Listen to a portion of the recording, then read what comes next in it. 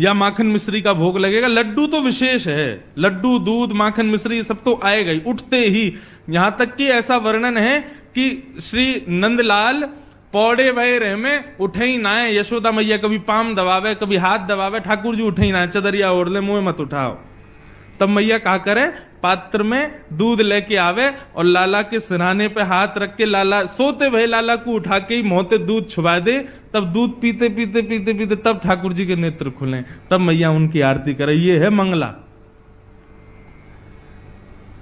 आज भी श्रीनाथ जी में ठाकुर जी के शयन में ही दूध आ जाता है सुबह सुबह। और जो वहां मुखिया जी हैं वो दूध भोग को उठा के ठाकुर जी के अधर से छुपाएंगे, तब दीप प्रज्वलन वगैरह होंगे कि मतलब अब ठाकुर जी उठ गए।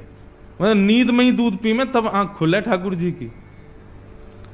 और श्रम भोग क्या है कि पहले आ गया मंगला भोग, फिर आएगा बाल भोग, और बाल भोग पाने के बाद फिर ठाकुर जी का श्रृंगार होगा। मुकुट धारण किया, माला धारण करी, सब करी, तो फिर कहे में कि भैया अब ठाकुर जी श्रृंगार करावे में थक गए तो अब इनके लिए भोग लाओ। वो आता श्रम भोग।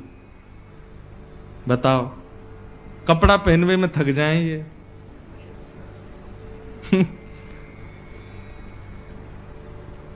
दोपहर में राजभोग के बाद जब ठाकुर जी के मुकुट वुकुट सब बढ़ा दिए जाते हैं, उसमें भी इनको श्रम होता है, फिर श्रम भोग आता है। और ठाकुर जी को मुकुट नीचे कियो ना, ने कड़ूला उड़ूला ने बढ़ा दिए हैं, ठाकुर जी को श्रम है गयो एक और भोग लाओ। कितनों पाम है, पेट ही ना भरे इनको। तो बाबा बोलो मैया ठाकुर जी से निवेदन कर दियो मेरे यहां कोई व्यवस्था ना है। तुम तो बहुत बढ़िया सेवा कर रही हो, 8 बार भोग लगाओ, मैं तो खुद एक बार पाऊं, कहां से खवाऊंगा, तुम्हारे लाला है। मैया वापस ले गई। ठाकुर जी है, बोले आज रात्रि में निवेदन कर दूंगी। रात में सपने में फिर ठाकुर जी आए, बोले मैया तुमने मुंह को क्यों नहीं दियो। बोले ठाकुर जी मैं तो जानू आप 8 बार भोग लगाओ, इतनी बार आरती करनी पड़े, हर बार इतनी सुंदर सुंदर सामग्री बनानी पड़े, बाबा की यहां इतनी व्यवस्था ना है, आप कैसे रहोगे। ठाकुर जी बोले मैं रह लूंगा, लेकिन रहूंगा अब उन्हीं के पास, आप मुंह को दे दो। बाबा जैसे रखेगो मैं वैसे रह लूंगा, वो रूखी रोटी खवावेगो मैं रूखी रोटी खाऊंगा, लेकिन रहूंगा बाबा के पास।